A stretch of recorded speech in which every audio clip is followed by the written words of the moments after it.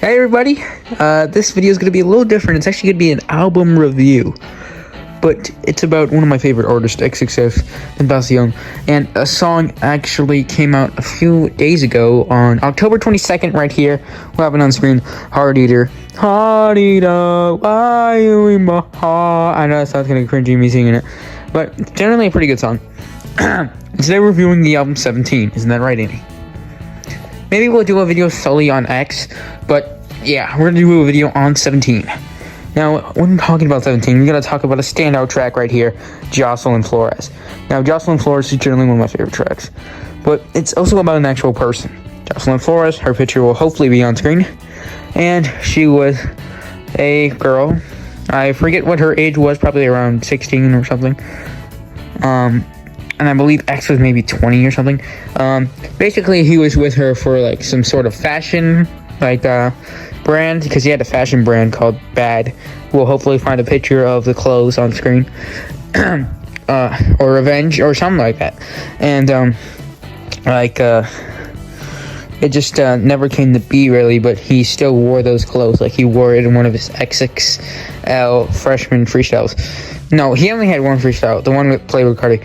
And yeah, it's pretty cool, right? Yeah, and Amy also said she really likes the album 17. It's one of her favorites. It's one of my personal favorites. I gotta finish listening to Question Mark, but both of them are good. But yes, sadly, Jocelyn Flores is a very sad song due to the fact that Jocelyn actually died in her apartment due to committing suicide. We're gonna have that uncensored. We're gonna put a warning hopefully on this video, just so we don't get demonetized, age restricted, all that. But it's generally a thought-provoking track about knowing this girl was somewhere, you know, and just having some sort of hope. I believe that's what I took from it, that it was a just sad song, you know. I know you're somewhere, you know, I know you're somewhere up there in heaven, you know. I think it was recorded after her death, most likely. But it's just generally one of the most beautiful tracks on there. It's a standout. F Love is another good one, too. There's generally a lot of good ones. Save Me. And I just like the samples they use. I know there's samples where a girl, I forgot her name, but I know they were a girl that they sampled. But generally, I'm being honest, it's generally an interesting album. And the songs with the samples, you could tell they came from this album because it has that aesthetic that this album brought. With the acoustic guitar, right? You know what I'm saying? Yeah, she gets it. She really gets it. And like, this is one of me and her favorite albums, and it's like really good. It's like, I don't know, I just really like it. Like, I'm not that type of sad person, but the perception and the perspective of this album is pretty sad, but still pretty good. Also, did you know F Love was actually a Trippie Redd song? That's why you hear Trippie a lot more than X, which is fine. But it's just very fascinating to think that it was supposed to be a Trippie Redd song. So what would happen if Trippie Redd just had that song and it wasn't an X song? But yeah, you know, I like it. It's cool.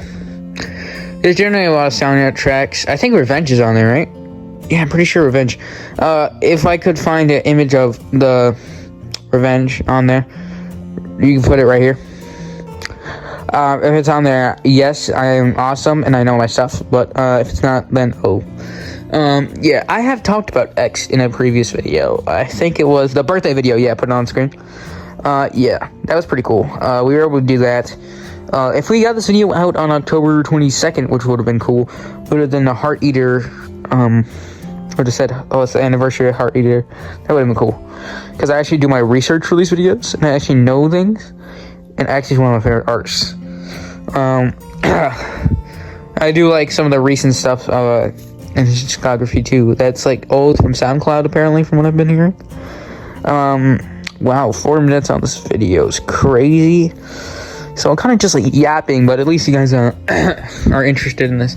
But generally, I also find it interesting that, do you also find it interesting, Amy, that these albums, X's albums, they start with a interlude, like conversation thing?